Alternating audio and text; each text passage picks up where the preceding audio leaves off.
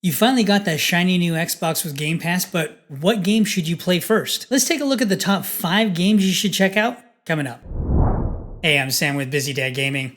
I help busy dads figure out what games to play on Xbox so they can relax and go back to their families recharged. Getting that new Xbox can be very exciting, especially with how difficult it potentially can be to snag one these days, but there are so many different games that you can play just right off the rip. So let's take a look at the top 5 games that you can get on Game Pass and see which ones are going to be the best for you. So number 1 on our list is going to be Halo.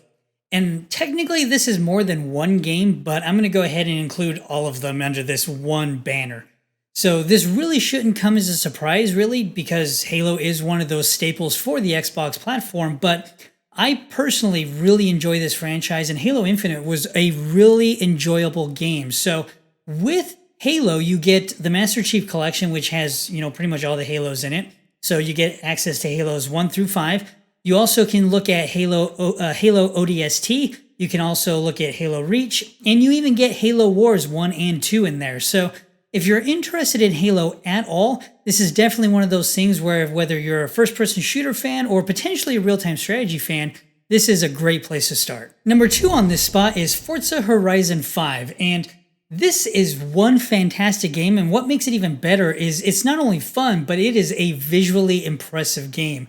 Even on the S, the game looks fantastic, and I have about 20 hours or so in this particular game, and it's one of those where I'm not even half the time racing. I'm just driving around, doing challenges, and just really chilling. And that's one of those things where, specifically for a game, I'm not like sweating it out. I'm just enjoying it. And that's one of those things with Forza that I've really enjoyed. And you see a lot of people with Forza where they're not really racing game fans, but they really enjoy this particular game and what kind of fun that it really does bring to the table. Third up on our list is Mortal Kombat 11, and this is a game that's been around for quite a while, but the Ultimate version has come to Game Pass here over the past couple of weeks. Now, if you're a fighting fan, this is definitely something to take a look at. If you are already familiar with Mortal Kombat and the previous iterations, you already know this is going to be one gory game, but if you're okay with that and it's a game that you want to dive into and kind of test out and play, I definitely encourage you to jump into it, learn the ropes, and I guarantee you'll just start yelling,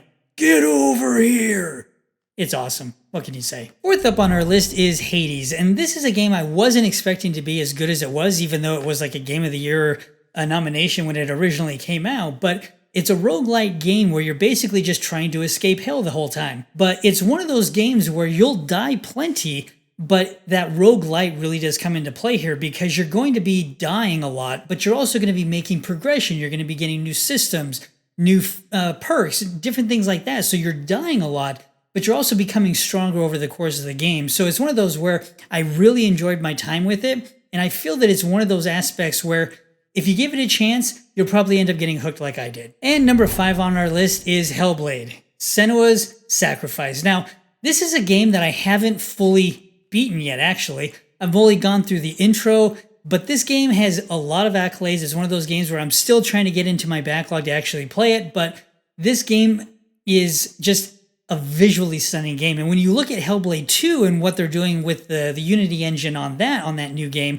that game looks even better. So it's really amazing to go and look at Hellblade now and see how stunning of a game it really is.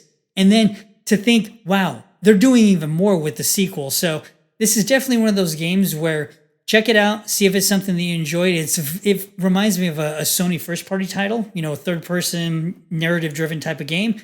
If you're into those kind of games, check it out, but definitely something that I will still continue to try to get into. And as a bonus game, I'm going to say Origami 2. And this is a game, I don't know if you remember Tenchu or not, but Tenchu, I love those back in the PlayStation games. And this is a game that immediately reminded me of Tenchu.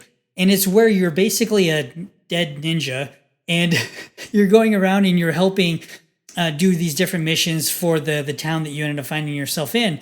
And it's one of those where I didn't really pay attention to the story too much. It was kind of mediocre in my personal opinion, but the gameplay itself was a lot of fun. And it's one of those where if you're into stealth kind of games, or you just enjoy running around with a katana, definitely give this game a try. Game Pass has hundreds of games, and if you have Game Pass Ultimate, then you have access to PC games and EA Play games. So at this point, there are so many different games in there that you can almost have like the paradox of choice, where there's so many choices that you don't end up playing anything. So hopefully with this video, it gives you access to those top 5 plus the bonus one, and it gives you a starting point of which to go after some of these.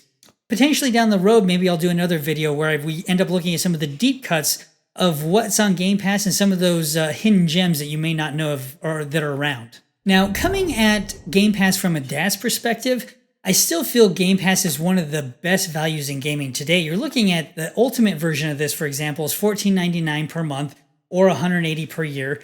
And when you think about it, that's the equivalent of buying 3 games at, $60 a piece, or if you end up going into the cross-gen, then it's a little bit less. But instead of spending $180 per year on 3 different games, Game Pass is getting you access to hundreds of games, and especially ones that you probably wouldn't have spent time on otherwise. So for example, for me personally, Origami 2, it had me interested, but if there was originally a price tag associated with it, I probably wouldn't have played it originally. Whereas now, I played Origami 2 and I was like, oh, this is awesome. I want to play the first one now. And I went and spent the money on the first one. So Game Pass is amazing. It gives you access to so many different things. And I know Sony is trying to do their own thing with their own spin on Game Pass. So we'll see what they come out with that in, eventually. But make sure to check out the next video that's recommended for you, and I'll see you out there.